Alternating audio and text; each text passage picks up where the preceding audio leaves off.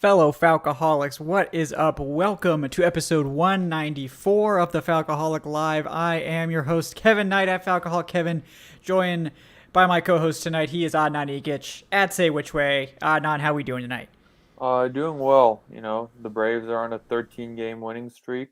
We have the NBA draft next week, and we're slowly making our way to training camp next month. So Yes. the only thing I can complain about right now is the weather because in Atlanta it was 98 today with Yeah. extreme humidity.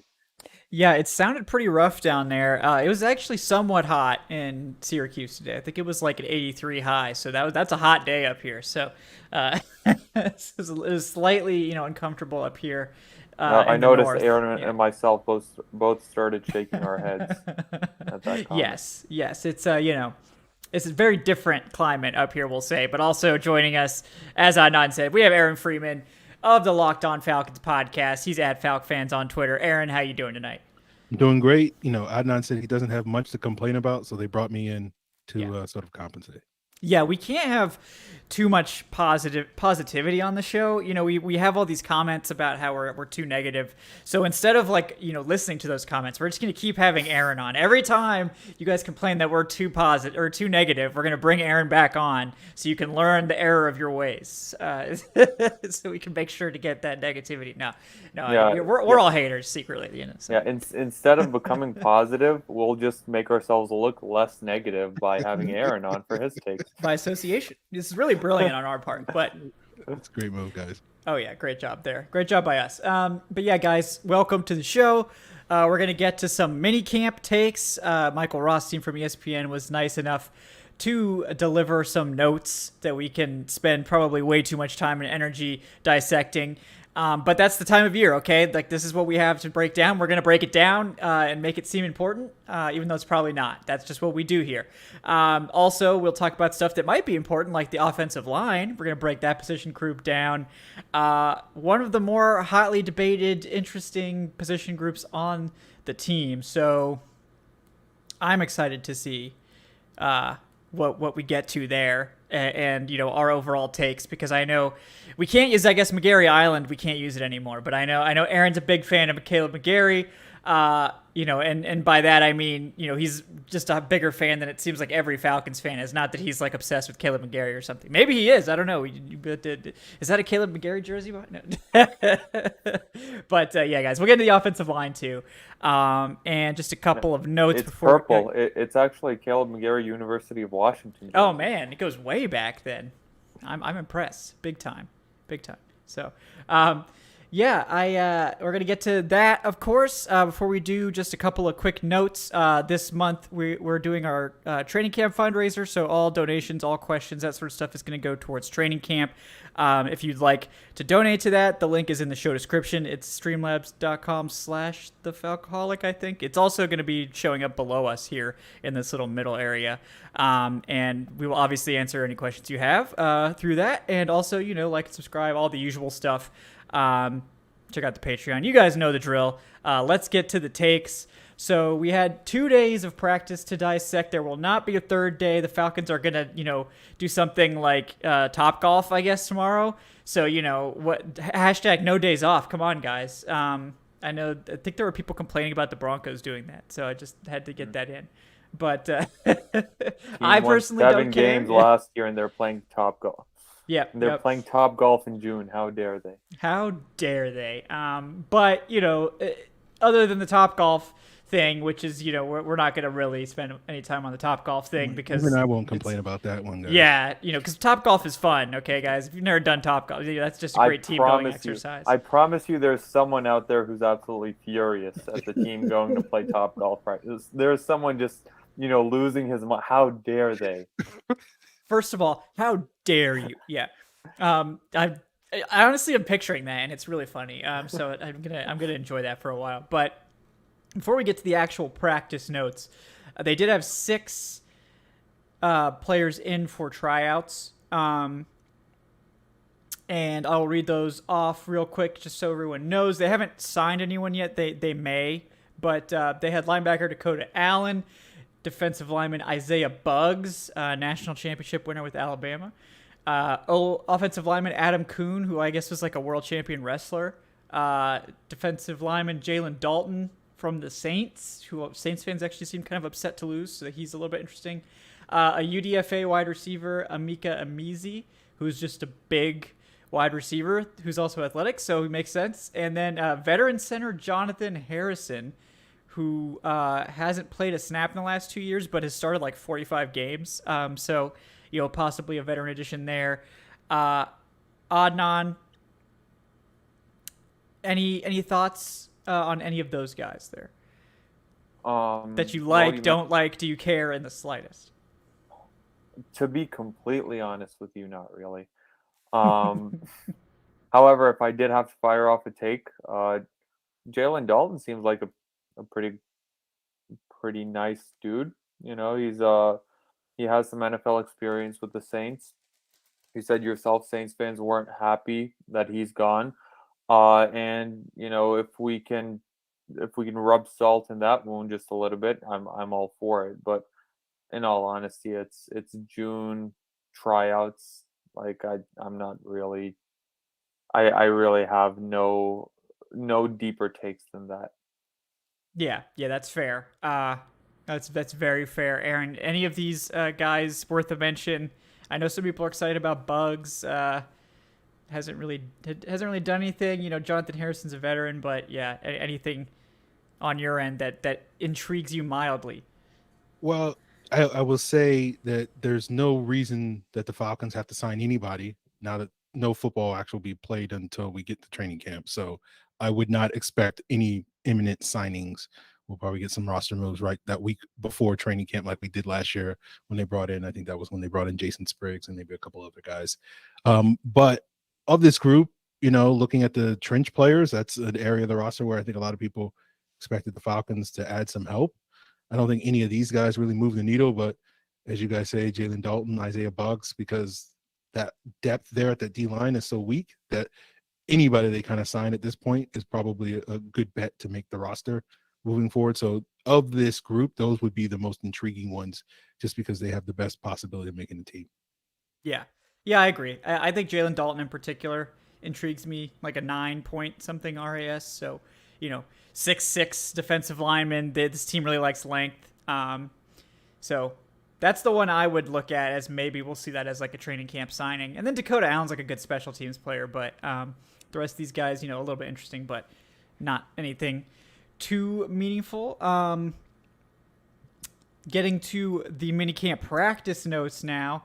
There were some people that weren't out there, but from the guys that were out there, I know one that I kept seeing mentioned was Kaderil Hodge, the wide receiver, getting the primary reps at gunner, catching some passes, catching some touchdowns, doing all this stuff. And Aaron, I know you're a big fan of Kaderil Hodge from his special teams contributions. So is this just fulfilling the prophecy that Kaderil Hodge is going to make the roster over some of these other guys that everyone's real excited about, or? Yes, that's basically it in a nutshell, Kevin. Yes. There's nothing I would love to do better than sit here and say I told you so in June about a roster battle that won't actually occur until August. But certainly this is making my hot Kaderil Hodge takes look a lot cooler at this point. Yes, the early returns are excellent. The odds on Kaderil Hodge making the roster, they would have gone down. So if you bought in when Aaron told you to, you'd be making a lot of money now. But as it stands now, it's late. There's got to be some degenerate out there who put actual money on Kaderil Hodge. Is that actual futures? Like, can you do that? Like, do people actually bet on that? Probably they do. I'm pretty sure you can bet on literally anything out there. So there was probably like minus 140 odds or something like that. Yeah, big time. So I the stock is looking good. Unlike my crypto, it's looking. Oh good. Yeah, big time. Love the crypto jab as well. Great job there by you. There was. I'm trying to think of anything else that I really thought was interesting. I don't know if you guys had a chance to read through the notes at all. Drew Dalman, maybe the big one that kind of ties into what we're talking about today. Drew Dalman splitting reps with the starters with Matt Hennessy at center. It seems like that's the competition to watch right now because nobody else is really like Jalen Mayfield seems to be pretty much unchallenged at left guard. So, God yeah, Adnan, forbid any we thoughts bring on anyone. that? Yeah. Yeah, God forbid we bring anyone in to challenge Jalen Mayfield. But No, no. while Aaron's takes on Kadero Hodge are looking good, my takes about Matt Hennessy turning the corner and becoming a very solid long-term center, they took a little bit of a hit with the Drew Dalman news. But I welcome the competition, and yeah, no, it's definitely a competition to watch. Remember, Hennessy was not drafted by this regime. Uh, he was a third round pick in the last year of Dimitrov and Quinn. Um, Drew Dalman was, albeit he was a fifth round pick. His RAS score was what, a 9.9, something ridiculous Yeah. like that. So this will definitely be a great competition to look out for. I'm looking forward to watching that as much as I am the wide receiver competition in training camp and in the preseason. But I said it last week. I just hope that they actually let us watch the offensive linemen in training camp, unlike last year where they just put them all the way over there, and Yeah. hid them from public view for good reason, as we saw come the regular season. Yes, Um, exactly. but yeah, I definitely welcome the competition, and I can't wait to see how it plays out. Yeah, yeah. I think that's an interesting one. One of the more interesting ones for sure, because I agree with what you said in that this seems to be a serious competition. You have to think that they like Drew Dalman, seeing as this is this regime who drafted him. But like Matt Hennessy wasn't, the worst center in the league. If you ask PFF, he was like the top. He was like a top 7 center. I don't think any of us were that high on him, but as a run blocker, he showed some good things. As a pass blocker, less so. And we only really saw Drew Dalman for like 70 or 80 snaps. And, what we saw, I think, looked promising. But that seems to be where the early competition is happening. And, Aaron, do you have a take on the very, very early center competition? Do you think Matt Hennessy will emerge victorious once again? I don't know. I came out of the season after rewatching the offensive line and remembering how well kind of Drew Dalman played in that week 1 game against Philadelphia in the second half, playing some left guard. And I was like, oh yeah, he actually played pretty well. I forgot he played in that game. And then that made me sort of think like, yeah, I think this is going to be a legit competition. And you go back to during late in the season when they just suddenly started rotating the two centers, Yeah. at a point in the season where I don't think most people were complaining about the center play, maybe after that Patriot game. But like outside of that, like most people were focused on the left guard and right tackle position, but it was Matt Hennessy that started losing snaps. And so that kind of told you that the team was not maybe necessarily in love with Matt Hennessy to the degree that I think, people thought. So I think this is definitely a real competition moving forward. And I think if you can just take Drew Dalman's flashes, you can certainly talk yourself into him being, a decent option for the team. Although, as you say, Kevin, it wasn't as if, I think Drew Dalman's strength is his run blocking, not necessarily his pass protection. So you do wonder that if he does wind up winning a competition, how much of a change is it going to be? Because you're going to have another second year inexperienced center that's not a great pass protector, but known for his run blocking starting for you. So I don't know if I can get behind it's going to be dramatically different, but we're at the point where we're just kind of trying to find who's going to be a long-term asset here rather than necessarily the short-term gains. And so if Drew Dalman can sort of unseat Matt Hennessy and make us a little less frustrated after the season, I think that will be a step in the right direction for the Falcons at the center position. Yeah, I no still kidding. believe I still believe in the growth of Matt Hennessy. I think Me it's too. going I to like be a Hennessy. thing. Okay, It's I going to like be a Hennessy. thing. Yeah, I mean, I like Dalman too. Like, I feel better about that position than like way better than left guard because I feel like between those two guys, it's like one of them's probably gonna be fine. Yeah, Whichever one it is. I don't know that either one's gonna be like great or something, but like fine. Maybe solid. 60 level level 65 to 70 level PFF starter. I think that's what we're hoping for, and I think they could both do that. Technically they both finished with higher than a 70 PFF grade last year. I think we view Hennessy's as, a little strange that it was that high, but it did happen. So I think I'm more comfortable there, less comfortable at left guard, but we'll see if anything occurs there later in camp with them adding somebody before training camp or whatever. But there was no context. It's not like we could even tell if these guys were getting killed or were playing well or whatever at this point. Let's see some other stuff that we heard last week, but there was some competition at returner.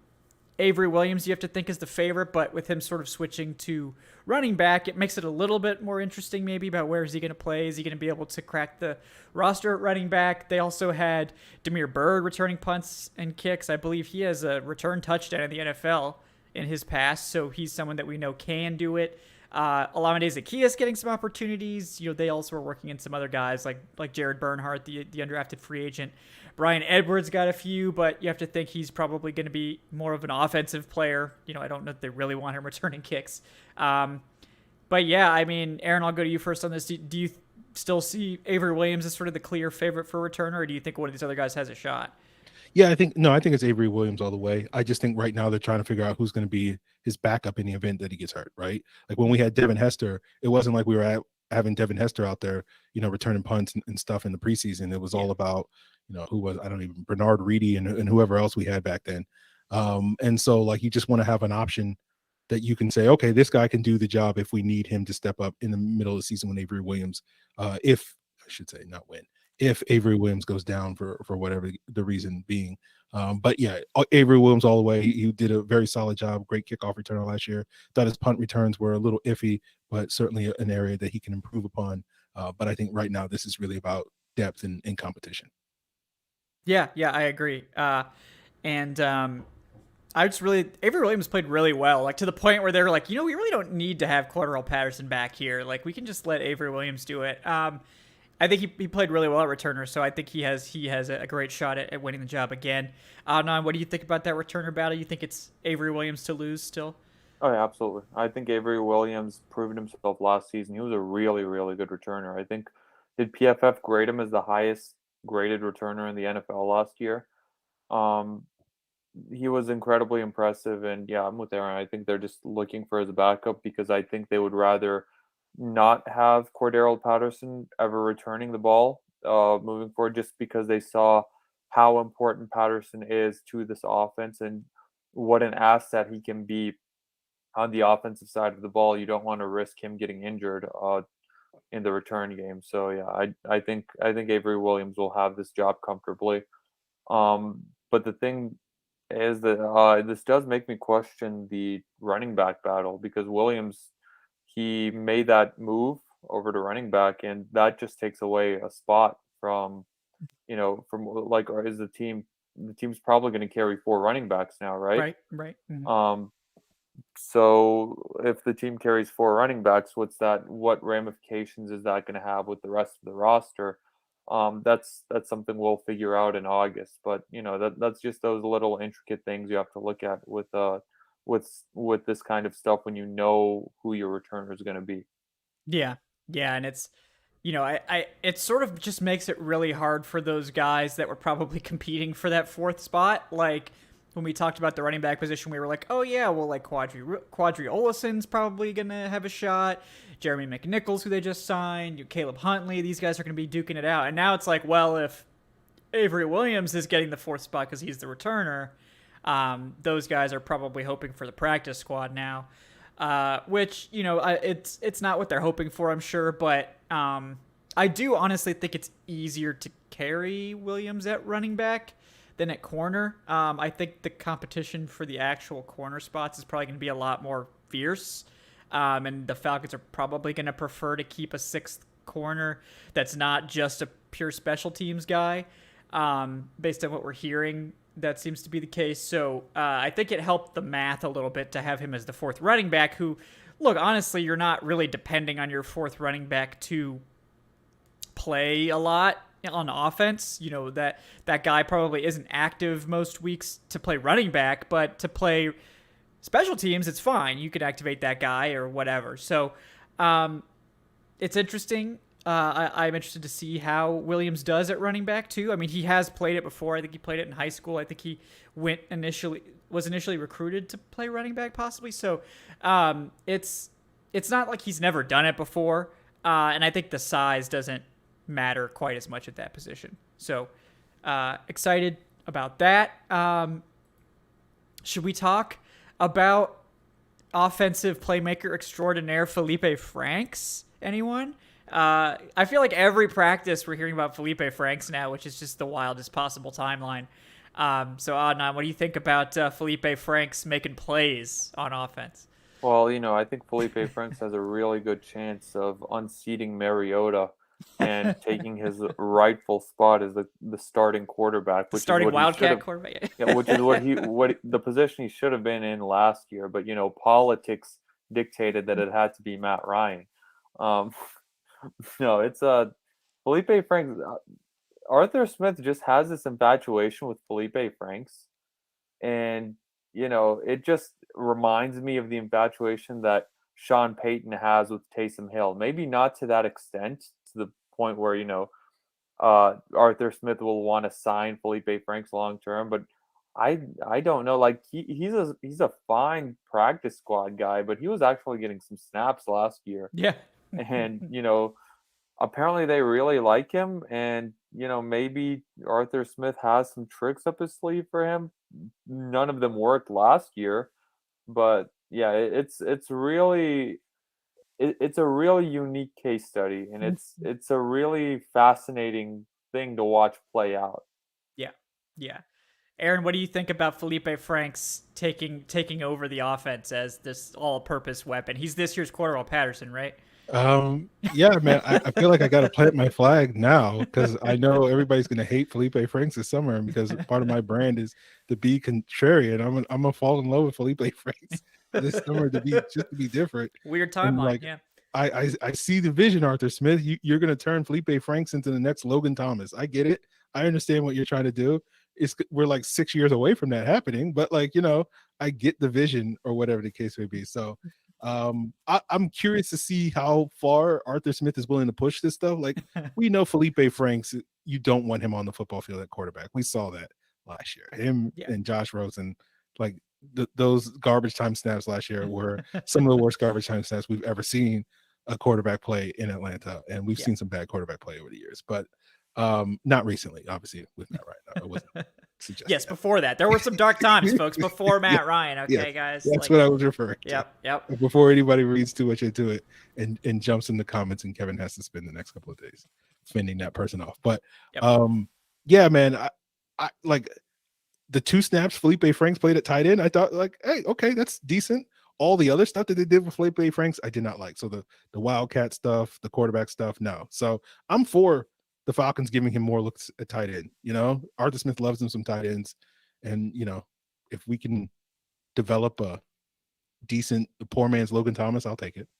Yeah. I mean, he's probably not going to be an answer at quarterback. So if they're just trying to find him a place on the roster, he's a great athlete. I mean, I think even if you run his numbers at tight end, it's pretty good. So, I'm fine with it for training camp, but I think to actually make the roster, like we need to see something on offense, like that he can actually play offense and not just be kind of a gimmick. I mean, it's so far like he's been one of the more targeted players. I think he's been catching touchdowns. So like if that carries over into training camp at preseason, then it's like, oh wow, this is like actually happening. Like he might be the 4th tight end or whatever. But we still need to see it. That's all. But it's fun. It's fun to talk about. So I want to make the point clear. I agree with Adnan that he's a practice squad guy. This is a perfect practice squad player, not a guy that's going to stay on the roster.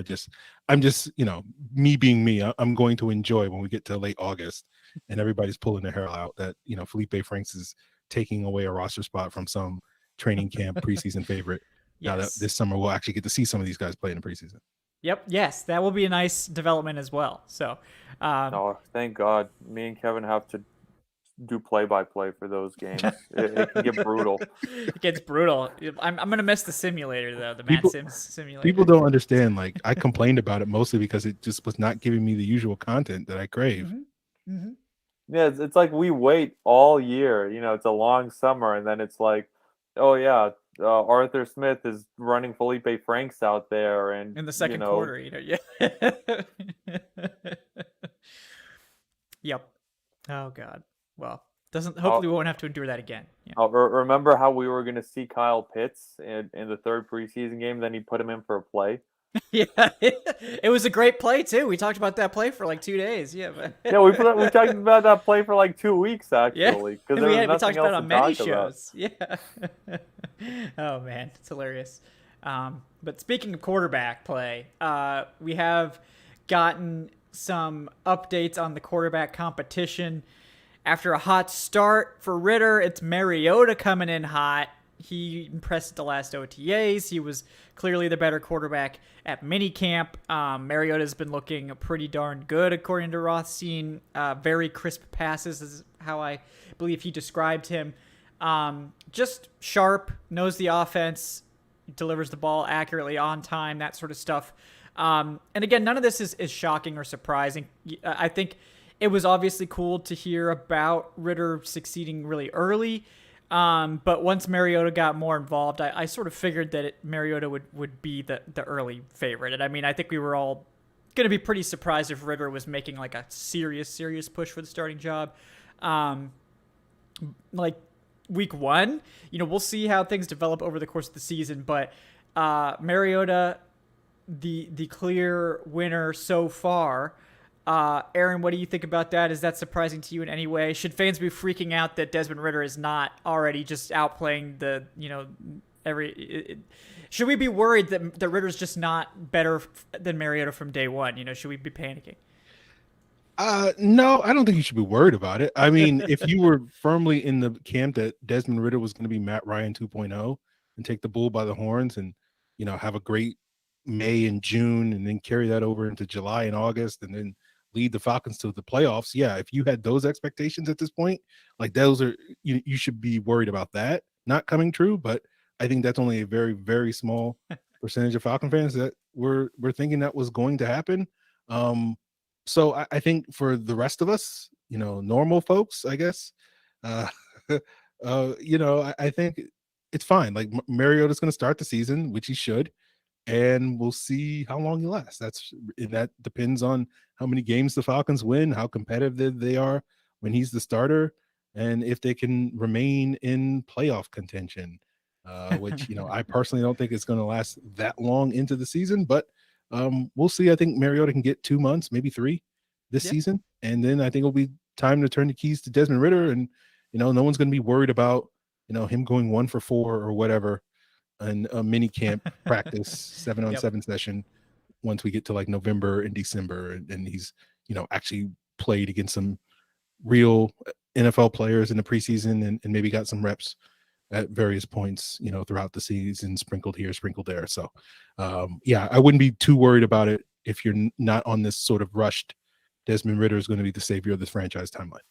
Yes, yeah, that's where I think most of us are. So you shouldn't be upset at this point. But Anna, what do you think? Are you happy to see Mariota rising up, or are you disappointed that Ridder hasn't taken the bull by the horns yet?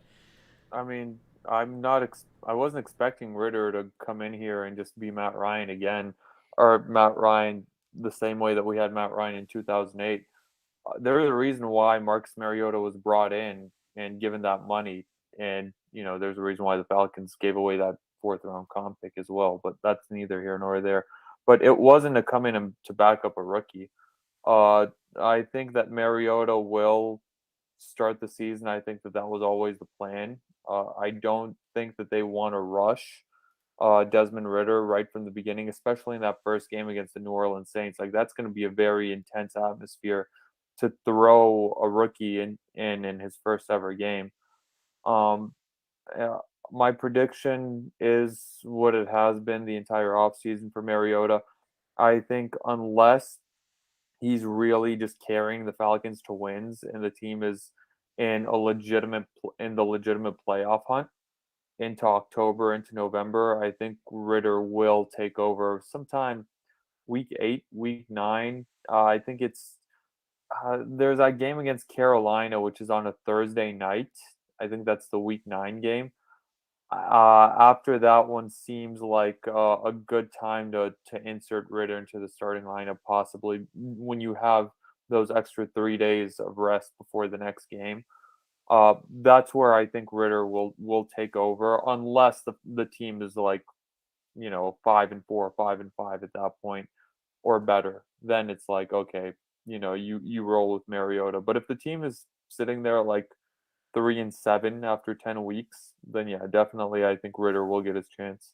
Yeah, I think so, and I think that's the way to do it too.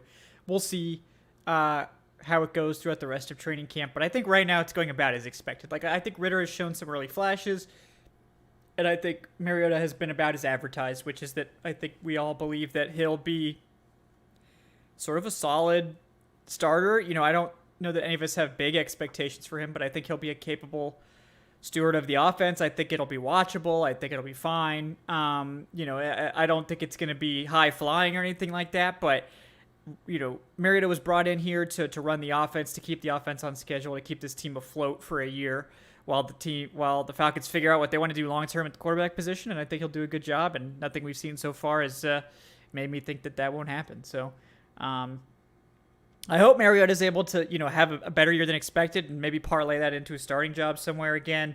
I think that's what he's hoping for too. So, good luck to him certainly. And also we had a tip coming from Zach Langston with the $3. Thank you so much, Zach. I didn't see a question, Zach. If you meant to add a question, throw it in the chat. I'll read it off.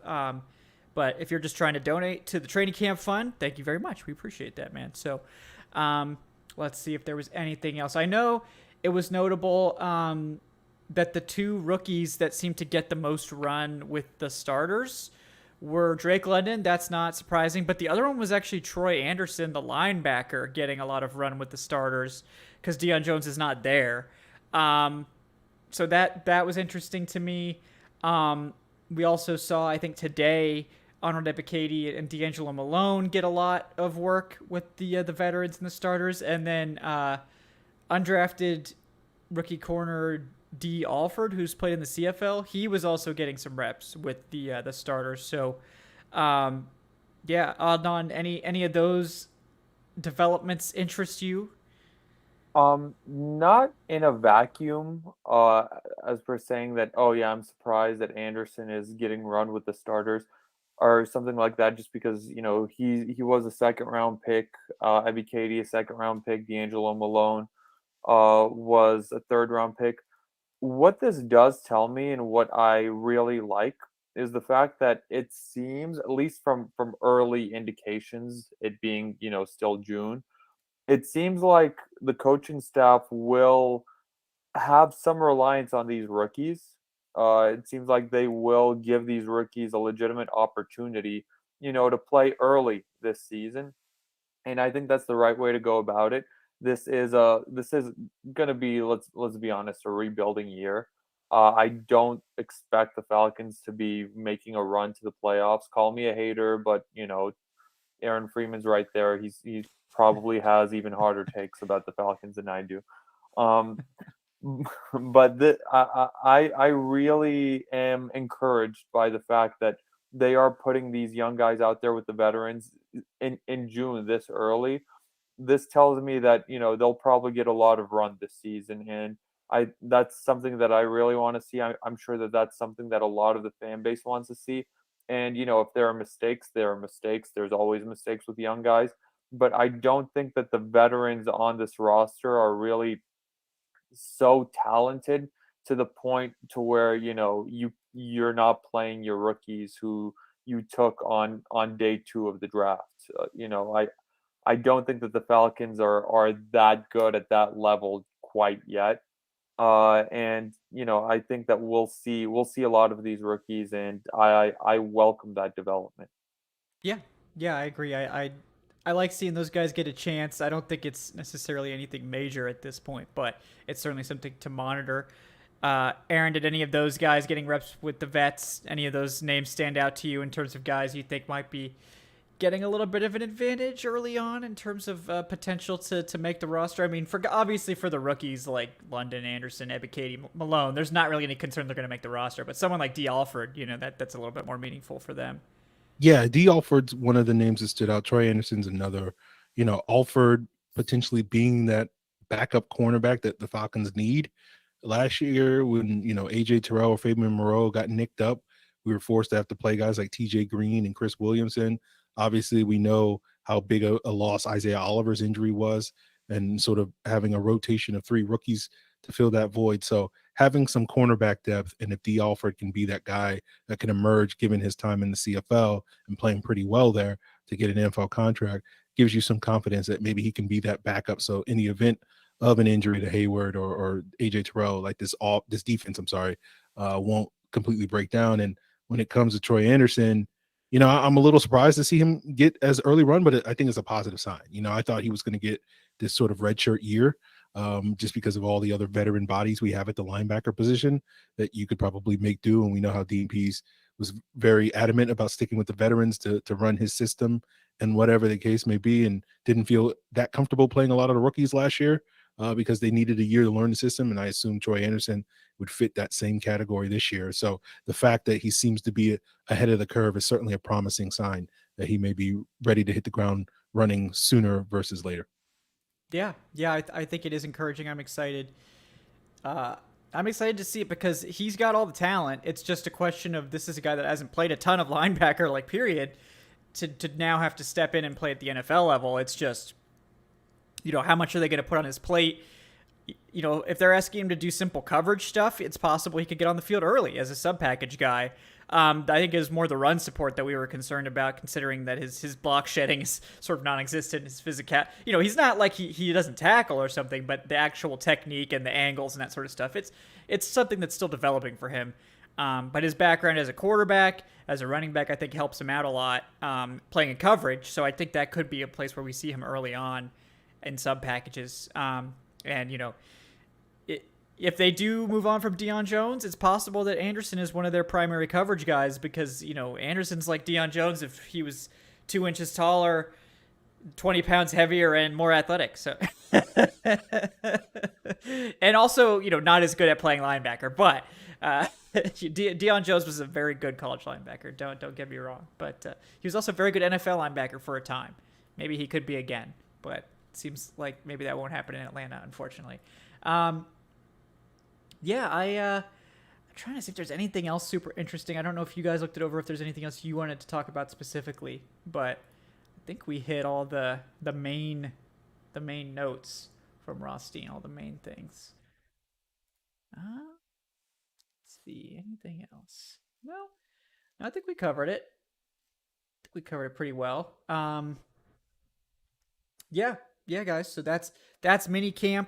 That is sort of the I guess end of the official off-season activities for the Falcons. The next thing will be training camp. It's coming. So, we just have one more month to get to, one more month to get through with no information at all. So it'll be an interesting time. But to fill that void, we're going to continue our roster review series. It's going to be offensive line today, which of course is one of the more interesting positions, I think, on offense in terms of the potential for guys to just make the team or earn starting spots. We can probably start off with the two guys that aren't going to have to fend off any competitors for their starting jobs. First one being left tackle Jake Matthews, criminally underrated year after year, did sign a big extension, going to be with the team manning that left side for years to come. Just a great guy, great teammate, and an above-average left tackle at worst, very good pass protector. I think Jake Matthews, we should expect him to keep playing at this level for several more years. We'll see what happens long-term. That he's getting to that point where maybe, 3 to 5 years down the line, you want to start working on a backup plan or drafting, a young tackle to groom here in the next few seasons. But other than that, I think he sort of fulfills everything we could ask for at left tackle. You guys have any Jake Matthews takes, or do you just want to sing his praises? I'll sing his praises. I will say people hate on Jake Matthews too much, and we've been saying it forever. It's very, very difficult. Not every team has a left tackle as good as Jake Matthews. I think he's one of, a top 15 left tackle in the league. And, he's definitely anchored the left side of that offensive line for years, ever since they drafted him in what was it, the 2013 draft. where, they had the 6th pick. So yeah, definitely I'm very happy that they extended him. I think it was a no-brainer decision. And, I think that as long as you have him at left tackle, everything else is easier because we saw just how ugly things can get when you don't have a good left tackle. We saw that in 2013 before we drafted Jake Matthews. I think that was what who was that duo at left tackle for it wasn't Sam Baker. He was always Yeah, injured. It no, was Lamar Holmes. Lamar Holmes. Oh no. Lamar Holmes and there was someone else because Lamar Jeremy Holmes. Trueblood was Oh, at the God. right tackle. Jeremy- Be that careful. Don't say his name. Yeah. Like he might come find you on Twitter, like you did Dave. So. Yeah, I remember it was someone other than Holmes because Holmes could never play more than 3/4 because he was always gassed. But yeah, definitely respect Jake Matthews, even if he's not, he's not David Bakhtiari out there. Sure, he's not like an elite of the elite, but Yeah. he's very very good, and I think now he's the most tenured Falcon right now, right? Now that Matt Ryan isn't there anymore, he's I been on believe the team so. the longest. Yeah. Yeah. I think he's the only person on my cup from the 2016 season that's still there. He's the last one now. I believe the cup had Jake Matthews, Vic Beasley, Patrick DeMarco, Matt Ryan. So it's your fault, Kevin. Yeah, exactly. There was like one or two more guys in there too, but I believe I think Desmond Trufant was one. So yeah, it's getting worse and worse. I don't think Julio is on there, but it's something like that. So that's unfortunate. But Josh Harris should still be on the team. He should be the longest tenured guy, but that's another conversation entirely. Friend of the show, Josh Harris. Friend of the show, yeah. I hope he's on to greener pastures, perhaps. So good for him. Jake Matthews, rock solid, left tackle, nothing to worry about there. The other spot we don't have to worry about is right guard with Chris Lindstrom, who's PFF, I believe, had him as like the 6th best guard or something like that in the NFL in their projections for 2022. Just a really good all-around player who, since that first year where he missed some games, early on, just been a really rock solid contributor year after year. He's gotten better. He's entering his prime. Love Chris Lindstrom. Aaron, what do you think about right guard and how good is Chris Lindstrom, who I feel like is always underrated still? Yeah, I mean, Chris Lindstrom's arguably a top 5 guard, right guard, I guess. Maybe if you conclude all guards, maybe a couple left guards like Quentin Nelson, maybe bump him out of the top 5. But top 5 right guard, which probably makes him a top 10 guard in the league. So that's certainly indicative of his ability. I have this kind of half-baked hot take on Chris Lindstrom, and it is that if it's not really a Chris Lindstrom take, it's more of the Falcons center position take, which I'm sure we'll talk about a little bit later, as we talked about earlier with Drew Dalman and Matt Hennessy. But if one of those guys doesn't emerge by the end of this year as a viable, decent starting center that we can feel good about going into next year, my hot spicy take is like, maybe we should move Chris Lindstrom to center. When we drafted him, I kind of thought of him as a sort of option as a long-term Alex Mack replacement if the Falcons don't successfully find, because at that time we hadn't drafted Matt Hennessy.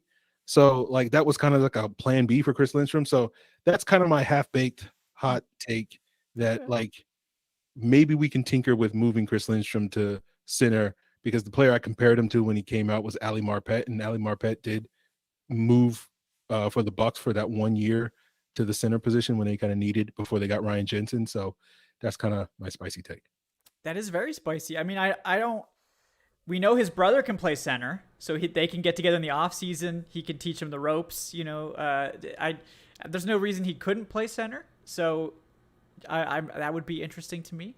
You have to think center's a little bit more valuable than guard in general.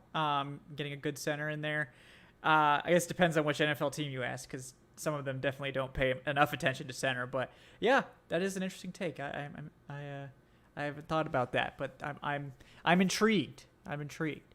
So those two spots are very easy. We don't really have to argue about them. There's no back and forth. There's no questions. Those guys are set in stone for the foreseeable future.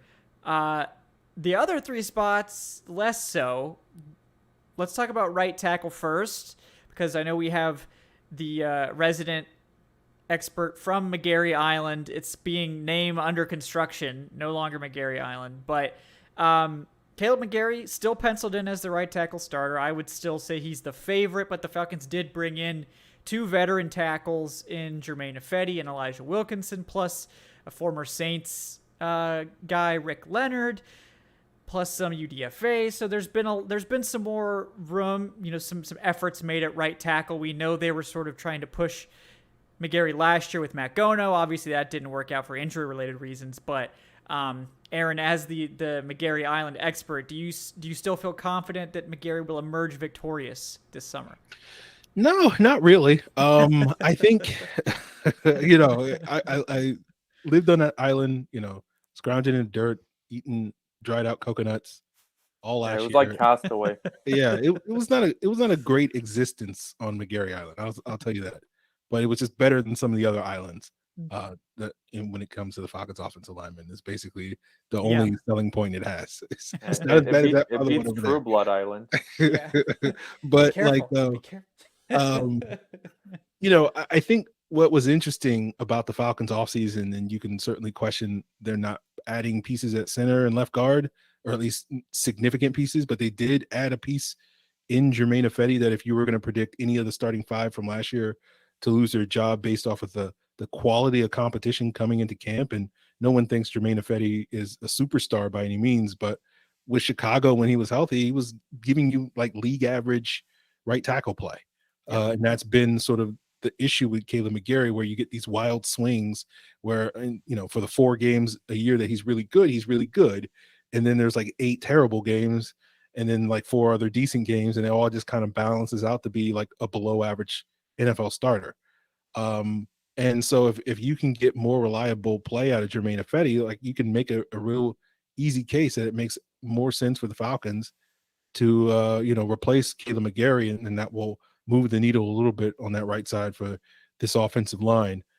So that was kind of the interesting thing about that. But at the same time, as I walk myself back on shore to Caleb McGarry Island, I don't think the right side of the offensive line has been that big a problem when it's come to like the run blocking and the stunts. Mm-hmm. And I think that's a testament to all the time that McGarry and Lindstrom have gotten the last, 3 years with each other.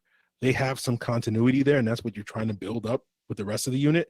And so throwing a wrench into that and then hoping that, the continuity that you gain on the left side with arguably lesser players doesn't make a ton of sense. So on that end, I feel like McGarry's going to get all I have to sit here and say, I think McGarry's going to get a real competition from Jermaine Ifedi. And I wouldn't be shocked if Jermaine Ifedi wins the job outright. But at the same time, I do think McGarry, to answer your question, Kevin, is the smarter bet. Yeah, I think he's the favorite, but it wouldn't be shocking to me if Ifedi ends up winning it.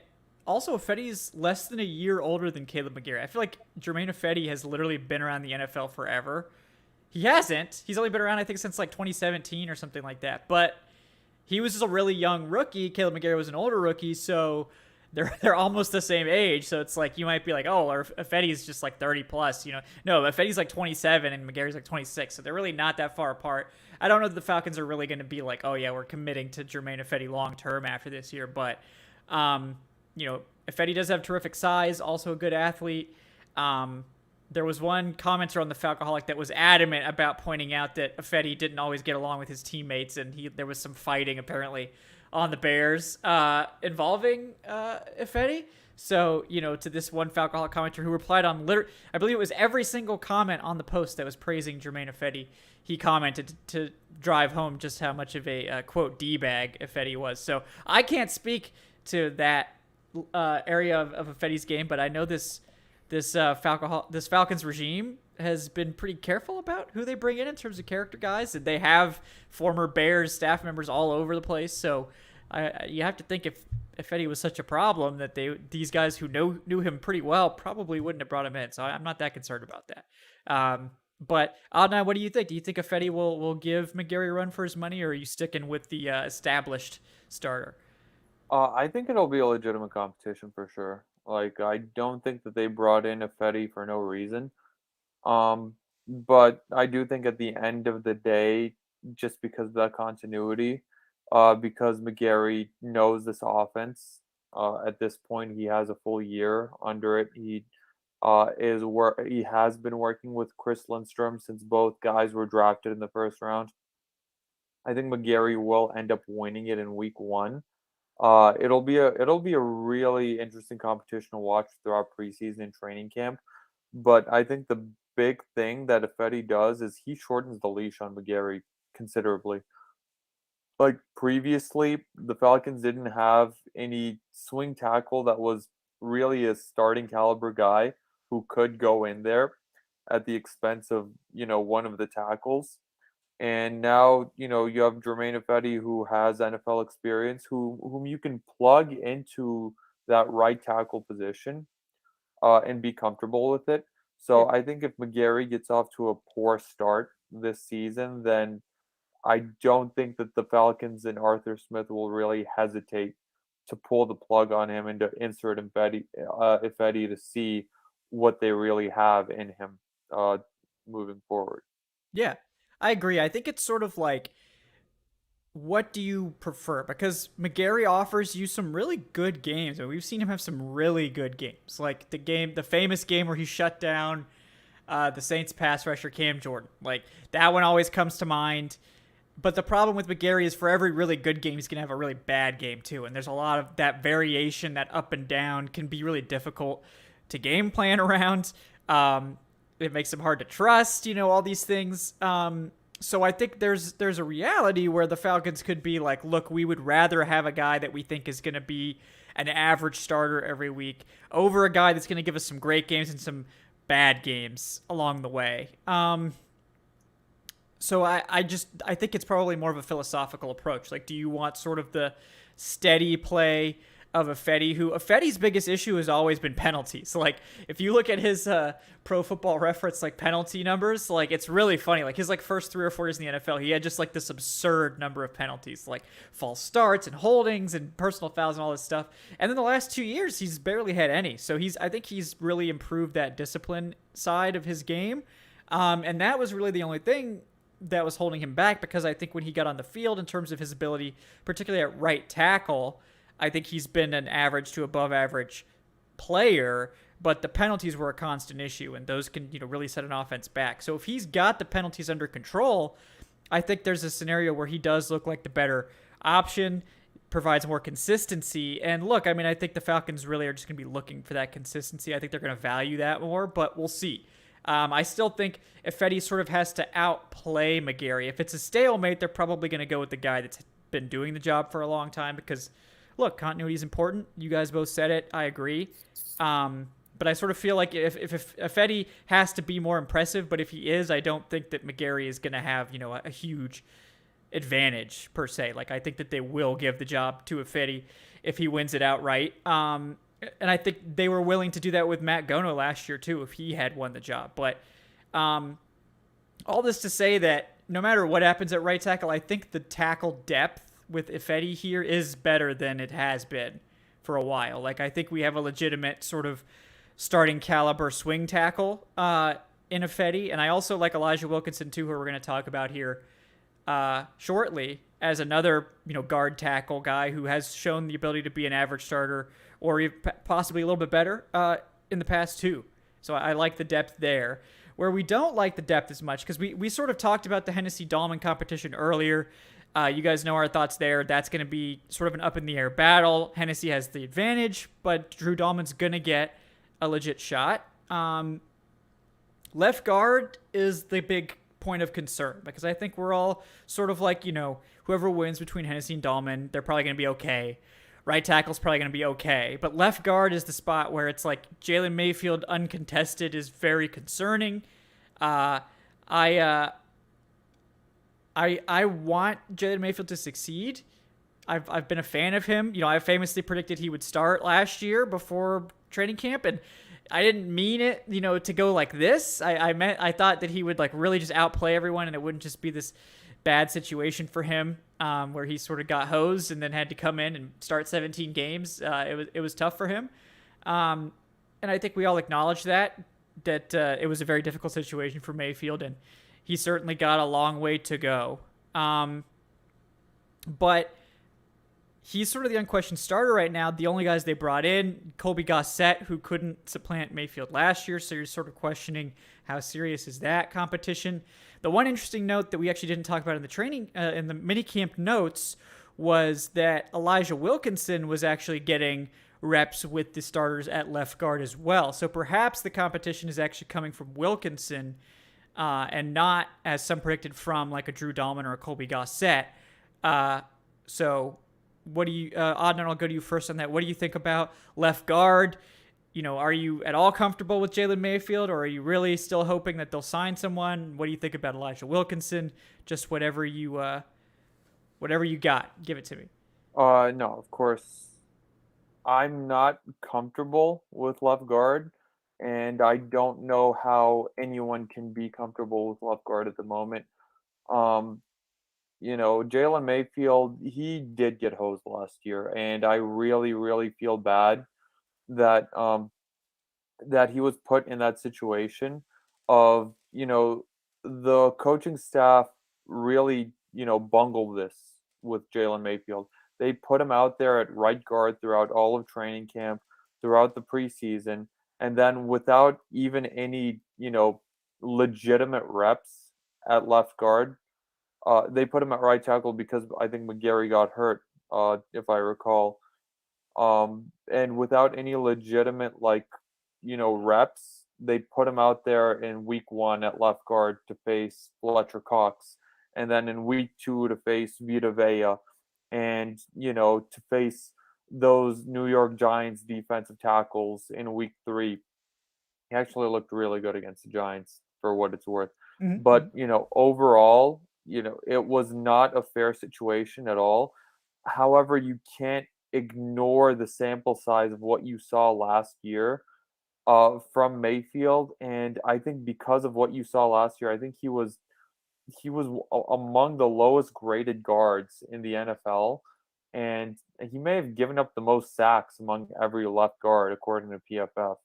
I'm not entirely sure. I'm pretty sure. Yeah. Yeah, but basically, you can't look at what he did last year and be confident this year to the point where you don't bring in any legitimate competition for him.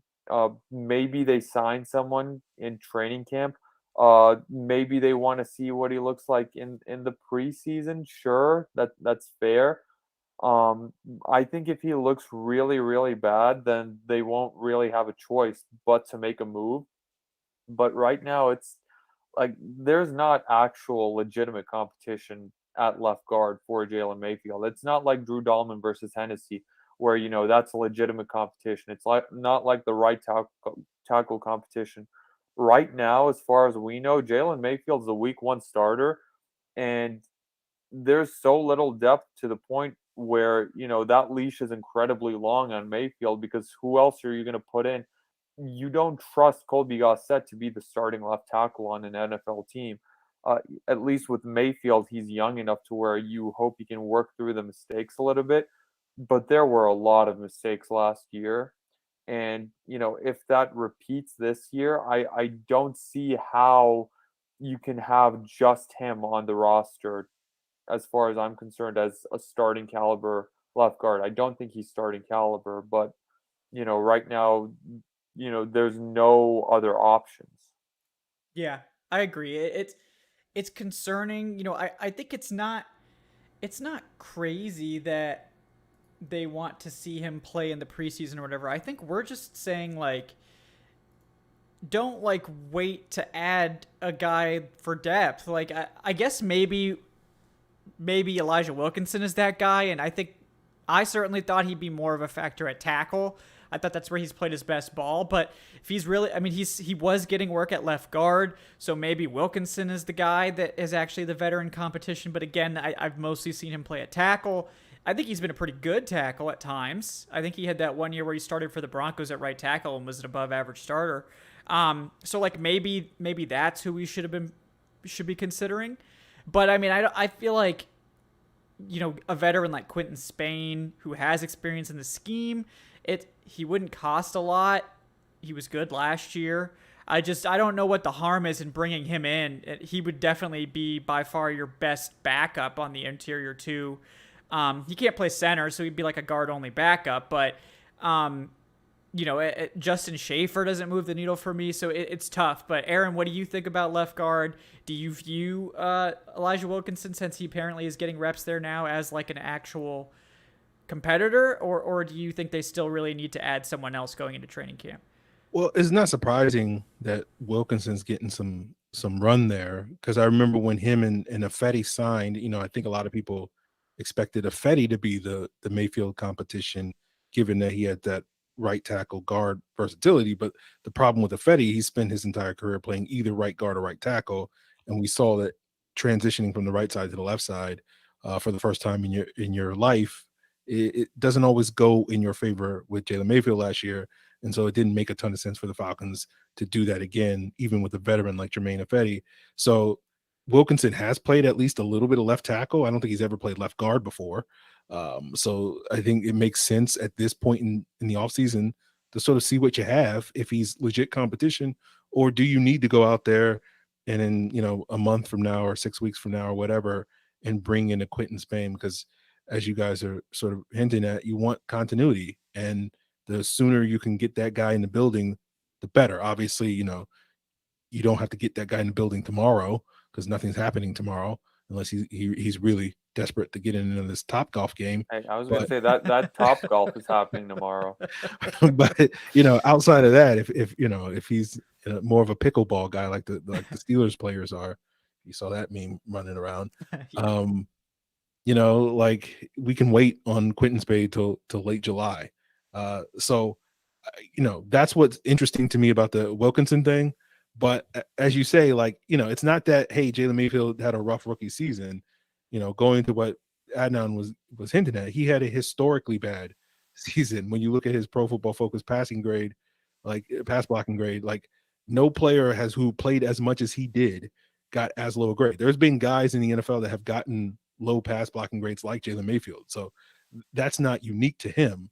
But most of those guys were backups that only got inserted in the lineup for a handful of games, or those guys were in the lineup and got benched at some point because they were playing so poorly. That's essentially what we're saying with Jalen Mayfield. And so while we all sit here and hope that he is much better, and I agree 100% with you guys that I think he was essentially set up to fail by the coaching staff last year with how they sort of managed that whole situation. He'll be able to put his best foot forward, but I think everybody should be definitely questioning whether or not, even if he does, is that going to be good enough, right? We're not just talking about a guy that's like a below average starter like Caleb McGarry. We're talking about a guy that's, was historically bad, which usually is not a good sign, Nate Peterman's still kicking around in the NFL, but no one's out here throwing him out here as a starter. He's always a third string quarterback where he rightfully belongs. And so that's kind of the concern. Man, Nate Peterman catching strays tonight. I'm a Pitt guy, so he's always in my heart. Yes. In my head, I know where he belongs. Yes, where he belongs. He belongs in the third string. Yeah, we all hope Jalen Mayfield works out. We all hope that he pans out. It's just, this is a data-driven pod for the most part. There's obviously some gut instincts thrown in, because you guys need takes, and we don't always have the data to back up takes. We just have to generate the takes. But the list of guys who have played to Jalen Mayfield's level and become average to above average starters, it's not a long list. It's a tough hole for him to climb out of. It's not impossible. It is possible. The team seems to be giving him every opportunity to do so.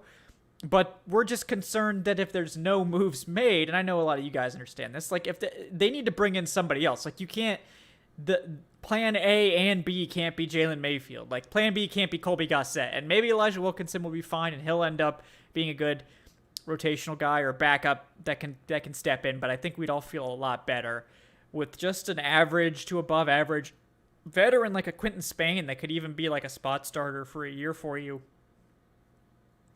That would make me feel a lot better personally. Even if, and then if Jalen Mayfield still wins the job, you're probably not paying Quentin Spain that much money, and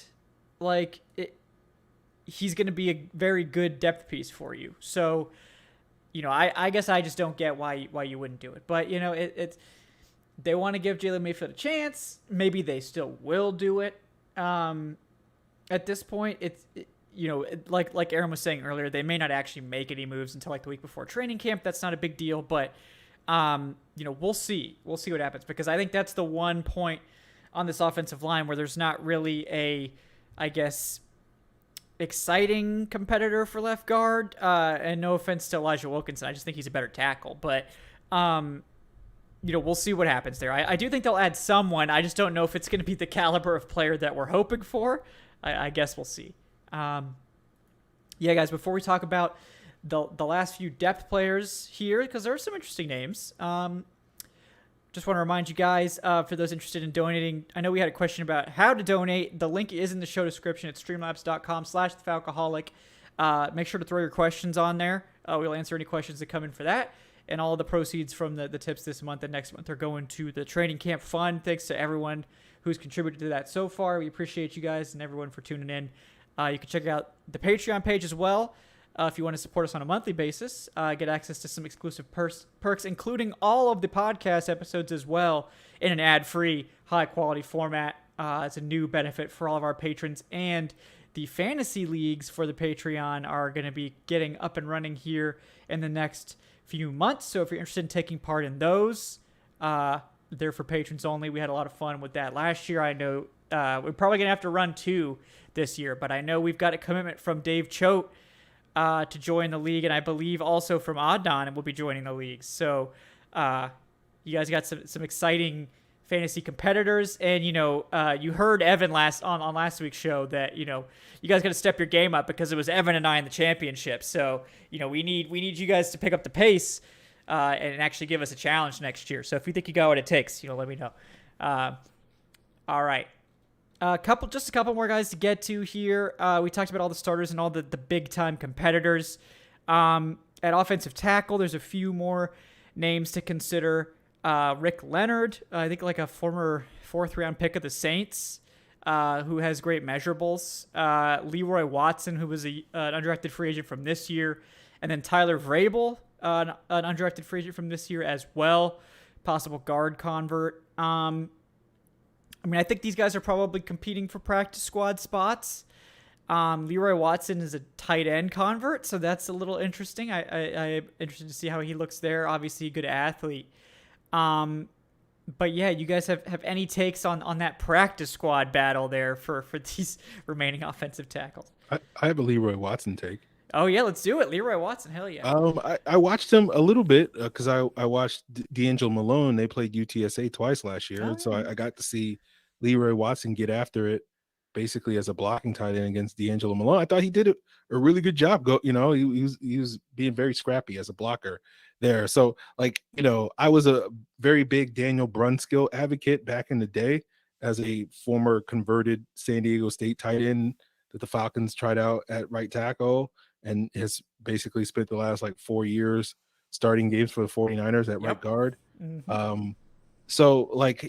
I'll again plant my flag again and be an early adopter on the Leroy Watson bandwagon. And if he doesn't work out to be anything, then no one will care. He's so low key that I can be like, Leroy Watson, I don't even know what you're talking about.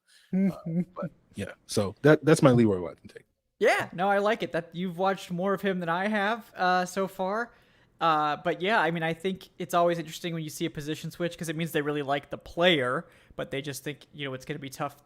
The math would be tough at tight end, obviously, because I think the Falcons basically have 4 tight ends pretty much set, so it's going to be tough to make it there. But at tackle, practice squad especially, there's definitely opportunity there. I think Rick Leonard's interesting. He's bounced around a bit. Fontenot had experience from the time he was with the Saints. Really big player. I think he's really tall. I think he was 6'8" or something. Just more of an athlete, but he's been in the league for a few years now, so maybe he's finally starting to put it together. I think Rothstein was saying that Leonard was working in with the veterans at some point. Let's see. I'm trying to figure out where he was. I thought he said he was the backup left tackle. Yes, that's correct. Yep. Yes, the backup left tackle. So that means he's probably getting at least some opportunity to compete for the swing tackle job or one of the depth spots. I don't know that he's played any guard, so that might make it a little bit tougher for him. because if you're not the swing tackle, you got to be able to play guard too, which is why I'm pretty confident, Elijah Wilkinson's going to make it, even though he might not actually win the swing tackle job because he plays guard too. But that's interesting. And then Tyler Vrabel is the last name. I know a lot of fans are high on him. I think he probably has to convert to guard, though, for the same reasons that McGarry had to convert to guard. But I think he's a good player. He's sort of the anti-Jalen Mayfield because he has the short arms, but he's like technically sound and really scrappy and all this stuff. Whereas Jalen Mayfield, I feel like, was more raw, but, this athlete, and Vrabel's more of like the scrappy lunch pail guy, but they both have to convert to guard, basically, is the end scenario there. But he is interesting. None, you got any takes on the depth tackles? I think Vrabel will, at the very least, make the practice squad. That's my undrafted guy to watch this season. Yeah. But yeah, it's other than that, no, we're talking backup offensive linemen in June. What else are we going to talk about? We're over an hour and 10. You guys have been doing great. It's tremendous work by you two. So shout out to you guys. But we're almost done. Yeah. Couple more. Yeah. I'd rather we live stream us playing a game or having a night of Top Golf. Oh yeah, Hey, if somebody wants to pay for us to go to Top Golf, I'm down. I'm totally down. I've never really played golf, but Top Golf sounds great. Sounds like anybody can be good at that, right? Isn't that the one where you sit in that big building and you just like hit balls out of the side of like an air conditioned room? Pretty much, yeah. Yeah, that sounds pretty great. That sounds good, honestly. So I feel like you don't have to be good at golf for that. It's like you can just hit balls, right? So, no one pays that much attention to where they're going, right? So, yeah, sounds fun. Good job, Falcons. All right, couple more interior guys to talk about here. We got Ryan Newsel, the undrafted free agent from last year, who actually was good in the preseason, stuck around all year. I think Newsel was like the best offensive lineman in the preseason last year, interestingly enough. So he returns. We talked about Colby Gossett a little bit. He was one of the primary backups, didn't see a lot of run last year. And then, of course, we have rookie Justin Schaefer, #GoDogs. Yeah, Adnan, what do you think about those interior depth guys? You see any of those guys realistically challenging Mayfield, or is this more of a practice squad competition? No, I don't think any of those guys are really going to challenge Mayfield. And to be honest, I'm not confident with any of those guys starting in week one, even above Mayfield. Schaefer was drafted by the team. So, he has an inside track of, possibly making the roster and even making it to the practice squad, if not.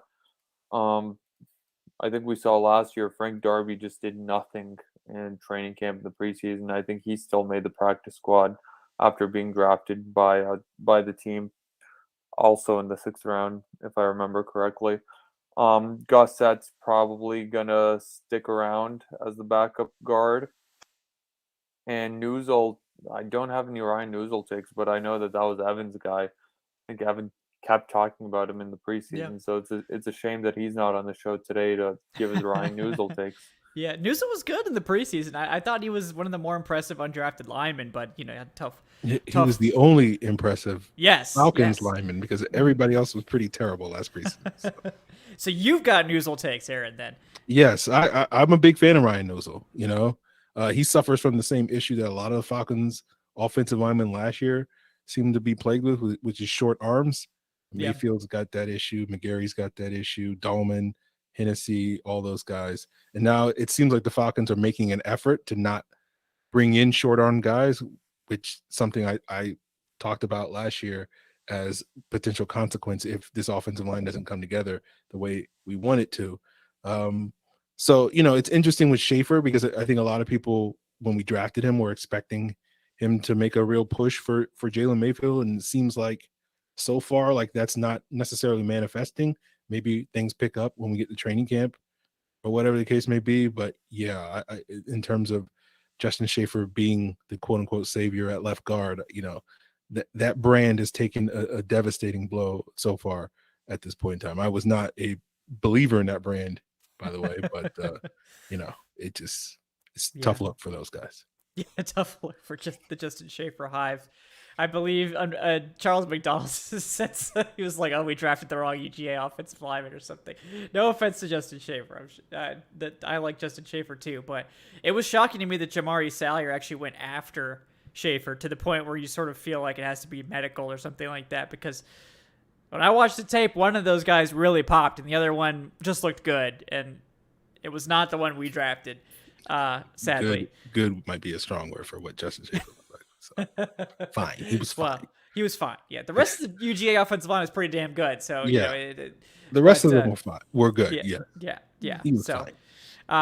But yeah, it's I sort of view him as like a depth guy. You know, we'll see if he ends up making the roster. I mean, I think being a draft pick, he's got an advantage. Obviously, they've invested something in him, but it wouldn't shock me if he didn't make the roster, to be honest. I know that might shock some people, but like really late 6th round pick, you know, I think he was in the 200s or something like that in terms of where he was picked. So, no, wait, that was John Fitzpatrick. Okay, shout out Justin Schaefer. He was inside the top 200, so it's a little bit more of a valuable pick there. We could have had the punt god, right, or something. No, the punt god went earlier. Yeah, it'll be tough for him to crack into the rotation. And as far as I know, he doesn't play tackle. So it might be tough for him to make the roster this year. We'll see.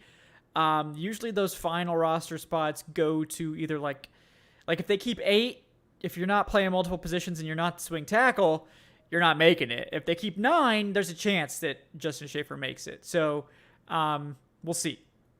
But if they're keeping, 4 running backs and a fullback and 4 tight ends, like, are they keeping 9 offensive linemen? I don't know. The math might get a little sketchy there, so we'll see how that pans out. But any final offensive line takes from either of you guys before we wrap it up? I think we've covered every single player on the depth chart. So we really need them to be good. Please, yeah. Please, for the love of God, just 1 year. Yeah, that would be nice. It would be a slap in the face to Matt Ryan, though. Let's be honest. If the offensive line was just inexplicably good, and it was like the same guys from last year, and they all of a sudden learned how to pass block, and it's like, oh, he was the problem. They just hated Matt Ryan. Yeah, they just hate. Yeah, that was the problem. Old stone feet Matt Ryan, beautiful gazelle person Matt Ryan just couldn't get out of the pocket, Yeah, it'll be like that movie Any Given Sunday where the quarterback, they just like absolutely hated him for talking so much shit, and then the offensive line just let him get absolutely annihilated. Yeah. Hopefully that wasn't the case, because Matt Ryan's a saint. Not like a New Orleans saint, but like a good person. So, thank God he's not a saint. Yeah, guys, we appreciate everyone for hanging out. Mad Tom K with the $3 here. He says, how funny would it be if Schaefer becomes the next Wes Schweitzer? Yeah. I mean, look, Wes Schweitzer's like the poster child. Wes Schweitzer's the poster child for 6th round offensive line picks, because Schweitzer was that was a great pick. Like, he started, pick, yeah. He was a really good backup for several years. Schweitzer was a polarizing player when he was here. Yep. Like, some people loved him, some people hated him. A lot of people were just lukewarm on him. But this is how bad the offensive line looks. That now we're like, ooh, that Wes Schweitzer, he was great when he was here, wasn't he? He was incredible. I'll take that all day. Best left guard we've ever seen. So that's how low we've gotten, where it's like, hey, Wes Schweitzer, man, that guy is great. Yeah, Wes Schweitzer, man. Shout out. He's over there making money with the Washington Commanders now. So good for Wes Schweitzer for proving all the haters. He's been legit good. Yeah. We could have just kept him here, and left guard wouldn't be a problem. But we didn't do that. We had to go out and sign Jamon Brown and James Carpenter and 35 other guys that were all not good. Instead, in defense of the Falcons, we I made a lot of jokes at their expense and how bad the offensive line was. Part of the issue in bringing up Wes Schweitzer is topical because their coaching under Chris Morgan was not very good, and now he's in Chicago being tasked to develop those offensive line. Good luck, Justin. R.I.P. Yeah. And the hope is that Dwayne Ledford actually does a good job. So if you're sitting here wanting to find reasons to be optimistic, find it in the hoping that the coaching is actually legit good now. And I think there's reasons to buy into that hope. And if it is, then we will see big improvements from a lot of these guys. So that all this joking that we're doing, Yes. will actually be a joke. And It will be funny in yeah. hindsight. Yep. Yeah. So Yeah. that's the hope. There definitely seems to be buzz that people really like Ledford, that he is someone that NFL circles respect, and he's a rising star, which would be a nice change from the parade of offensive line coaches we had for a while that were not that. So, yeah, I'm hopeful. I'm hopeful for the future there. And I think the offensive line at like 2 out of 5 spots is like legitimately good. At like, 3, maybe 4 spots is like okay, and then at the 5th spot it's like, oh my god, like, is this really happening? So that's concerning. But if we could just get the 5th spot to okay, I think they'll be fine. Like, overall, like, whether that's Mayfield getting to okay miraculously, we're all hoping and praying, Mayfield, trust me. Not just for us, but we want you to do well. We want all the Falcons players to do well. So I hope that he does get it together. I hope that he continues to develop, benefits from not being completely hosed this year by the situation. It's possible. But if they don't, bringing in someone like a Quentin Spain, like we said, that would make us feel a lot better, I think, because then we know the floor at left guard was at least Quentin Spain, and that's not a bad floor at all. That's fine. So we'll see if that actually pans out, or if they bring in like a Nick Easton or someone else, or maybe they sign Jonathan Harrison to be a veteran in that room. We'll see. But we'll I think there's potential for this group to surprise, and I think if this team ends up being better than expected, it'll be because the offensive line is better than expected. So we're hoping for that, but it's still a little bit up in the air in terms of how much is realistic to expect and how much we're going to be depending on Dwayne Ledford's coaching to get us there. And, maybe that's a better bet than in years past, as Aaron said, but, we'll see. To be determined. And if we actually get to see the starters in preseason, maybe we'll actually have some intel before the season now, instead of going into week 1, and then get obliterated. So that would be nice as well. Yeah, guys, we just really appreciate all of you for tuning in, hanging out with us tonight in the depths of the off season. Like I said, you're welcome to donate to the fund at any time. You can use the link. Any tips or donations that come in while we're off the air, I'll get them and read them on the next show. So don't worry about that. If you missed the show or whatever and you still want to donate, that's totally fine. Yeah, like and subscribe. Those that haven't, those numbers really help us out. Leave us a comment. I'm trying to get better at responding to those. Apparently the comments, the algo gods need to be appeased. So, leave those comments, folks. Yeah, and we'll be back. We will not be back next Wednesday. I'm taking the week off. Finally, we get a week off in late June. Because, look, this is the time to take a week off. There's not going to be anything else to talk about. The defensive line position, recap, that can wait until early July. Trust me. But we will have a pod for you guys on Monday. I'll be joined with Will McFadden. That'll be coming out, and we'll be talking about some of this stuff, mini camp and training, going into training camp, that sort of thing. So look for that. But before we take off tonight, want to thank my guest this evening. He is Aaron Freeman at Falc Fans, host of the Locked On Falcons podcast. Aaron, anything else you'd like to plug? No, check out Locked On Falcons after you drop off this. Tonight's episode just aired on Locked On Falcons YouTube channel, talking about the quarterback battle, having Thor Nystrom and Matt Waldman come on, talk about Tyler Algier. Tomorrow night on YouTube and Friday on the audio version of the podcast, I'll be giving my scouting report on Tyler Algier. So go check out that as well. Absolutely. Yeah, there's some great guests. We're going to have to up our game, Aaron. You're making us look bad over here with all these great guests you got. Well, I saw Thor on your show. Yeah. That I'll allow that. Yeah. That. Matt Waldman. Now I got to step my game up. So Matt's great. I love Matt. So I'm looking forward to that show. Also with us tonight, my co-host Adnan Ikic. She is at Say Which Way. Adnan, anything you're working on you'd like to plug? I'm just, as usual in June, I'm going to plug the site. Check out thefalcoholic.com. I also wrote an article that we did with Target, just pretty much sponsoring some gifts for Father's Day that are Falcons related. So if you want to check that out, feel free. But yeah, our next roundtable and predicting each game will be going pretty soon as well. So check that out. Yeah. The I'm Browns game. Yeah, That one was hard to predict because I have no idea who the you starting have no idea quarterback for the who the Browns quarterback's are going to be. Yeah. It could feasibly be like Mayfield or Brissett. It's probably not going to be Watson. It's probably not going to be Watson, but like Jacoby Brissett is honestly not bad. Like he's like a perfectly fine stopgap starter, but like, yeah, that's a tough one to predict because I have no idea. Because it doesn't seem like it's going to be Mayfield. It doesn't seem like it's going to be Watson, certainly. So, we dodged a bullet there, folks. So just saying, how right we were about that whole situation. Let me just say, the offseason will be a lot more exciting in a very bad way if that Watson trade was consummated.